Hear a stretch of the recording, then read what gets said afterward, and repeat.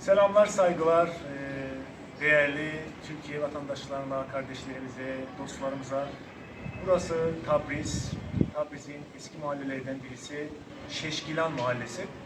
İşte bu ev gördüğünüz Ateşbare namı almış. Burası eskiden bir Gacar Han'dan kalma, hani Gacar döneminden kalma bir esermiş. Yaklaşık 250 metrekare, 3 katta, yeraltı katı, orta kat ve tam yukarı kat, 3 kat toplamda 250 metrede buranın altyapısıdır. Burası restorasyon olmuş ve şimdi Tabriz'in tarihi resimlerle anlatılan bir müzeydir. Yani her ne varsa burada Tabriz'in tarihini tanıdığımız karakterler, yazarlar, ressamlar, Samat Bey'le ilgili büyük İran ressamları, Üstad İrani, hepsi bunların burada Tabriz'de neler olmuş, ondan sonra hangi dönemleri yaşayıp, meşrute dönemleri, hepsi burada.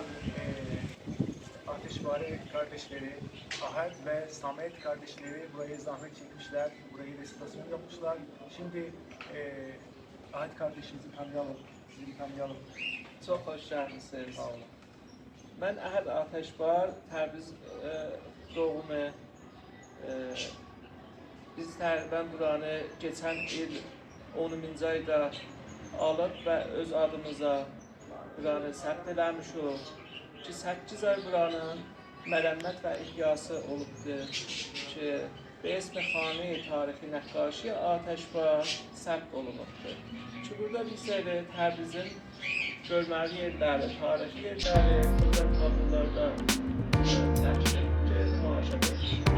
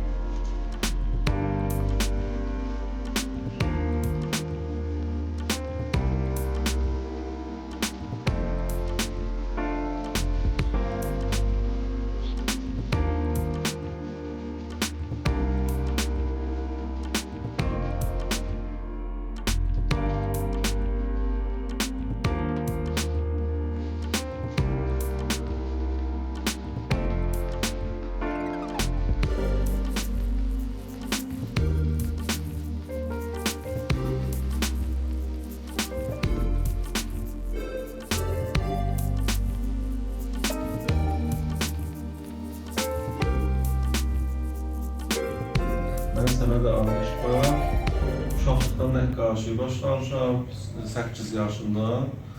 Dövranı Huneristan, danışgahı Huner və Səhər Danışqalı doktoraya can gedən, inşallah bu işdə. Buranı biz 2 əxəvi qardaş, yəni xəridarı və mərəmmət eləmişik ki, bu nümayişgah برگزار olsun از قاجار تا معاصر تبریز به روایت نقاشه که bazı کنندگان خدمتتون olalım. Çok teşekkür ederim. Bunlardan bize bir toz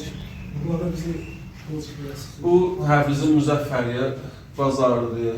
Orada əla fəşlər satlar, alverlər olar, sonra buranın memarisi bu bazarda çox mühüm bir fəzadır, Timsə Müzəffərliyə.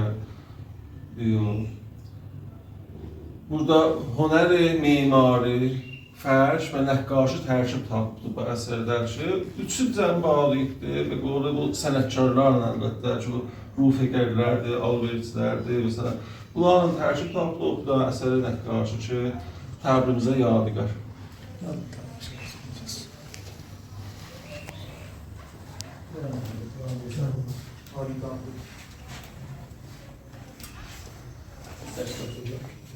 Bu əsərdə İmarət Aligahı Təbrizdir. Bunu mən bər əsas o təsvir qədimi ki, bu binadan var idi, tapmışam və onu istəmişəm ki, Təbrizin o qədim əsalətin, fərhəngin, şahlar ki, burada olublar, böyüyüblər, gediblər, məsələn, bu tarixlə tərkib vermişəm bu memarını. Nasiruddin Şahın Təbrizə qonaq gəlmək səhnəsidir, Müzəffəruddin Şah burada iyadətindədir. Təbrizin qırmızı dağları, surxap dağlarıdır ki, eyni halda burada görsənir. Təbrizin o gözəl havası ki, birdən-birə buludlar gələr, yağar, gedər. Bu səhnənin də biz istəmişik ki, bizdən sonraki nəsillər bu əksinə və qolu tanımasınlar, bu əksinə tanısınlar bizim Təbrizin Aligahısı ki, bizdə şah zamanı Pəhləvi əvvəldə təxrib oldu və üstündarı saxlamanın ki, feyli vardı, ora işlənibdir. Hocamız burada bizim Samet Behrengi ünlü dünya yazarının da resmini çizmişler. Bunlardan rica edelim bir şeyler anlatsınlar bize. Neden Samet Behrengi'yi burada çizmişsiniz? Samet Behrengi Təbrizin sembolüdür. Mən də Samet, o da Samet, biz bələnmə çox əşarıq. Samet Behrengi daha beynimləri şəxsiyyətdir, şair, nevisəndə və o zaman uşaqların və qolu məhbub çehrəsi idi ki, çox xafələr öyrətmən, müəllim Samet müəllimdir.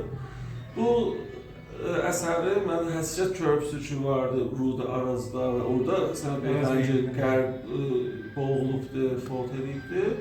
Bunu o səhnəyə görə çəkmişəm ki, və qolu bizdən bir ruhu şad olsun Samet Behrengiyə ki, bizə bir Çok güzel. böyük ustadır.